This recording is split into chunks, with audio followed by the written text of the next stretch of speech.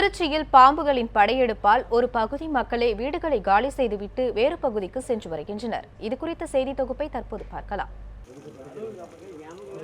திருச்சி மாநகராட்சிக்குட்பட்ட உய்யகொண்டான் பகுதியில் 400 ஆண்டுகள் பழமை வாய்ந்த 2 குளங்கள் தற்போது பாம்பு, தேள், பூரான் போன்றவற்றின் வாழ்விடமாக மாறிவிட்டன. இங்கிருந்து படையெடுக்கும் பாம்புகள் பாதசாரிகளை கடித்து வருகின்றன. பாம்புங்க பொழுதுக்கு வந்துகிட்டு இருக்குது. எந்த நிமிஷம் எப்படின்னு நடக்க கொள்ள பயமாக இருக்குது. மழை வந்தால் சுத்தமாக பயம். ஏன்னா ஆமை எல்லாமே மேலே வந்துடுதா, அதனால் எங்களுக்கு பயமாக இருக்குது. இது ஏதாவது ஒரு வழி பண்ணி கொடுத்தீங்கன்னா நல்லாயிருக்கும். பயம் இல்லாமல் இருப்போம். பிள்ளைங்களையும் நடமாடிக்கிட்டு இருக்கிறதுக்கு கொஞ்சம் தைரியமாக இருப்போம். எந்த நேரமும் பயந்துக்கிட்டே ஒரு கரண்ட், இந்த மழை பெய்யலே கரண்ட்டு போயிடுது. என்ன ஒதுக்குன்னு மழை பெய்யலே கரண்ட்டு போயிடுது. என்ன தெருவில் நிற்க கூட முடியல. காற்று வருமே, அதில் நிற்க கூட முடியல. பாம்பு, தேள் வந்துருமேனு பயந்துட்டு இருக்க வேண்டியதாக இருக்குது. அதை பார்த்து ஒரு வழியை பண்ணுங்க. அண்மையில் தேவிகா என்ற பெண் பாம்பு கடித்து உயிரிழந்தார். இதனால் அச்சத்துடனே வாழ்ந்து வருகின்றனர் அப்பகுதி மக்கள். பாம்பு கொத்தி அப்படியே உள்ளே வந்து பாம்பு கடிச்சுன்னு சொல்லி அப்படியே கட்டிலில் விழுந்துட்டாங்க.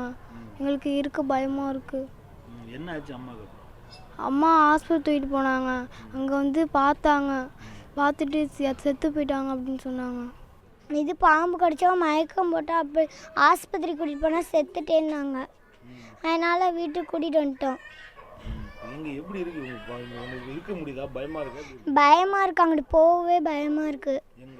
அங்கிட்டு பின்னாடி கொல்லை பக்கம் போகவே பயமாக இருக்குது. அங்கிட்டு பாம்பெல்லாம் நடக்குன்னு எல்லாம் சொல்கிறாங்க. இதுபோன்ற சம்பவங்கள் தொடர்வதால் அப்பகுதி மக்கள் உயிருக்கு பயந்து வீடுகளை காலி செய்துவிட்டு அகதிகளாக மாற்றி இடம் தேடி அலைகின்றனர். இந்த பகுதியில் பாம்பு பிரச்சனை அதிகமாக இருக்குது. சொந்த வீடு இருக்குது. நாங்கள் 40-50 பேர் இந்த பகுதியை விட்டே காலி பண்ணி போயிட்டாங்க. எங்களுக்கும் இங்கே சொந்த வீடு இருக்குது. நாங்களும் இந்த பயத்தினால தான் வெளியில் போயிட்டோம். இந்த மாதிரி பிரச்சனை இனிமேல் யாருக்கும் வரக்கூடாது. இங்கே ஒருத்தவங்க முந்தா நாள் நைட்டு பாம்பு கடித்து இறந்துட்டாங்க. இந்த மாதிரி இனிமேல் எந்த பிள்ளைங்களும் தாய் இல்லாமல் நிற்கக்கூடாது. அதுக்கு உண்டான ஏற்பாடை அடுத்தவங்க பண்ணி கொடுக்கணும். மேலும் இப்பகுதியில் சுகாதார சீர்கேடு நிலவுவதால் வாடகைக்கு வரக்கூட பொதுமக்கள் அஞ்சுகின்றனர். இதனால் இப்பகுதியில் பல வீடுகள் காலியாகவே கிடக்கின்றன. இங்கிட்டு பார்த்தீங்கன்னா ஒரே முள் புதாராக இருக்குது. அங்கிட்டு 2 குட்டை இருக்குது.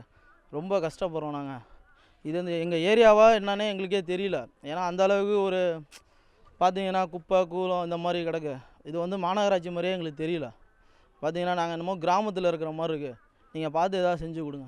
ரொம்ப கஷ்டங்க. வாழ்க்கையெல்லாம் ரொம்ப கஷ்டம். பயந்து வாழ்கிறாங்க. பிள்ளைங்களை சாயந்தரம் 5 மணிக்கு மேலே வெளியிலே விட முடியல. வெளியில் வரணுன்னா அவ்வளோ இது பண்ணுறாங்க. பிள்ளைங்களை பயந்து பெற்றவங்க ரொம்ப கஷ்டம். நாங்கள் வேலைக்கு போயிட்டு வந்துடுறோம். பொம்பளைங்க வீட்டில் இருக்காங்க. அவங்க பயந்து இருக்காங்க. கரண்ட் நின்றுச்சுன்னா அதோட ரொம்ப மோசமாகிடுது. இதனால நிறைய பேர் காலி பண்ணி வெளியில் போயிட்டாங்க. சொந்த வீடு வச்சுருந்தாலும் எங்கேயாவது விட்டுட்டு வெளியில் போயிட்டாங்க. சொந்த வீட்டுக்காரங்க 4 பேர் இருக்காங்க. அவங்க எல்லாம் இது பண்ணிட்டாங்க. வாடகைக்கு இருக்கவங்களாம் பயந்து இந்த தெருவே வேண்டாம், நாங்கள் வேறு தெருவுக்கு போகிறோம் அப்படின்னு சொல்லி 10 வீடு 5 வீடு தக்கன காலியாக இருக்குது. குளங்களில் உள்ள புதர்களை அப்புறப்படுத்தி தூர்வார வேண்டும் என்பதே அப்பகுதி மக்களின் கோரிக்கையாக உள்ளது. பாம்பை கண்டால் படியை நடுங்கும் என்பது பழமொழி. அந்த பழமொழிக்கு ஏற்றாற்போல் திருச்சி மாநகராட்சியில் இருக்கக்கூடிய 53,000 மக்கள் தொடர்ந்து தினமும் பாம்புகளை கண்டு வஞ்சி நடுங்கி கொண்டு வாழ்ந்து கொண்டு இருக்கக்கூடிய சூழ்நிலை நம்மால் பார்க்க முடிகிறது. குழந்தைகளை நிம்மதியாக வெளியில் விடுவதற்கோ இரவில் நிம்மதியாக உறங்குவதற்கோ முடியாமல் இந்த மக்கள் தினம் தவித்து கொண்டிருக்கிறார்கள். இதற்கு ஒரு நிரந்தர தீர்வை மாநகராட்சி நிர்வாகமும் மாவட்ட நிர்வாகமும் எடுத்து அந்த பாம்புகள் உற்பத்தியாகக்கூடிய குட்டைகளை மூடி அதற்கான ஒரு வழிவகை செய்தால் மட்டுமே இந்த மக்களுடைய நிம்மதி உறக்கத்தை நம்மால் பார்க்க முடியும் என்பதுதான் நிதர்சன உண்மை. நியூஸ் 7 செய்திகளுக்காக ஒளிப்பதிவாளர் சுரேஷுடன் அருண்குமார்.